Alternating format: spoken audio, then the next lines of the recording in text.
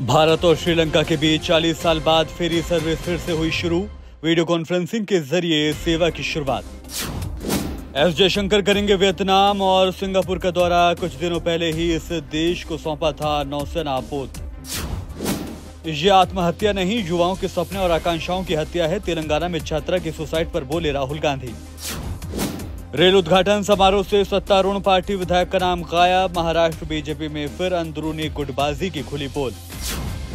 Election 2023 के मद्देनजर 5 रुपए की चाय, 10 रुपए की माला। चुनाव आयोग ने उम्मीदवारों के लिए जारी की रेट लिस्ट। तेलंगाना चुनाव में बीजेपी हिंदुत्व के मुद्दे को भुनाएगी। कांग्रेस और बीआरएस के बीच मुस्लिम वोट पाने की होड़। लगातार दम घोटू होती जा रही है दिल्ली एनसीआर की हवा। AQI 250 के पार, पीएमओ ने की बैठक। सेना के हेलीकॉप्टर चेतक की प्रयागराज में इमरजेंसी लैंडिंग, तकनीकी खराबी की आशंका। पहलवानों के यौन शोषण में घिरे ब्रजभूषण 2024 में हरियाणा से चुनाव लड़ने को तैयार। दावा, लोग दे रहे हैं न्योता।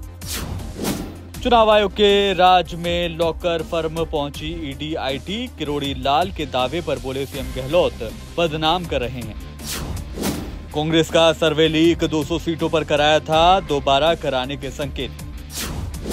मध्य प्रदेश इलेक्शन में वोटर्स को मुफ्त मिलेगा जलेबी और पोहा, दिखाना होगा स्याही का निशान।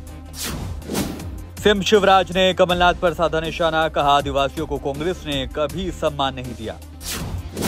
या तो मेरी शव यात्रा या मराठों की विजय यात्रा। मराठा आरक्षण को लेकर मनोज जरांगे पाटिल का बयान, सरकार को दिया अल्टीमेटम। नवरात्र पर मुंबई करों को बड़ी सौगात, सरकार ने मेट्रो सेवा बढ़ाई, रात 12:30 बजे तक चलेगी मेट्रो। शिमला में 12 से 15 अक्टूबर तक इंटरनेशनल फ्लाइंग फेस्टिवल शुरू। देश विदेश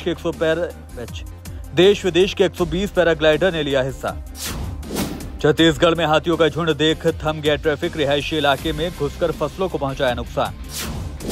फर्स्ट एसी में मिलेगा प्लेन जैसा मजा, रेलवे ने नए एसी कोच की प्लेन की तरह डिजाइन का किया अनावरण।